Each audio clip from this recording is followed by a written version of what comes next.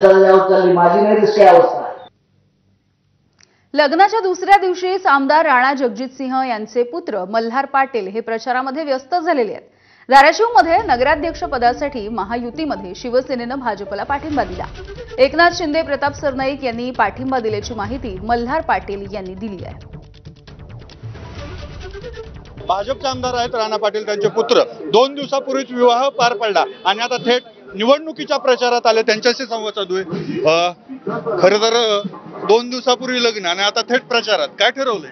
ते आमचं कुटुंबच आहे, ते निवडणूक लढवत आहेत म्हणून त्यांच्या प्रचारासाठी आणि धाराशिव शहर असेल इथं आपल्या सर्व कार्यकर्त्यांना ताकद देण्यासाठी लग्न झालं असेल तरी त्यांच्यासाठी म्हणून आपण प्रचारामध्ये उतरलेलो।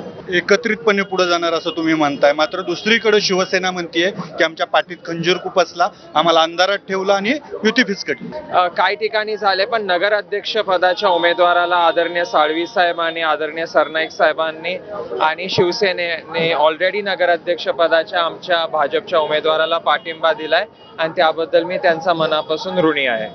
खरं तर तुम्ही तरुणाचं प्रतिनिधित्व करता, धाराशिवमध्ये तरुणांसाठी काय तुमचं विजन असणार? आदरणीय दादांच्या माध्यमातून आपण धाराशिवच्या MIDC मध्ये आता प्रचंड मोठ्या प्रमाणामध्ये कामं तर करणार आहोत। पायाभूत सुविधा या नगर परिषदेच्या माध्यमातून चांगल्या होणं गरजेचं आहे, ज्याच्यानं शहराची प्रगती होईल। शहरामध्ये सुविधा चांगल्या झाल्या तर इथं मुलं, इथं तरुण इथं जास्त राहतील, इथं म्हणजे लोकांची वाटचाल पण चांगली राहील।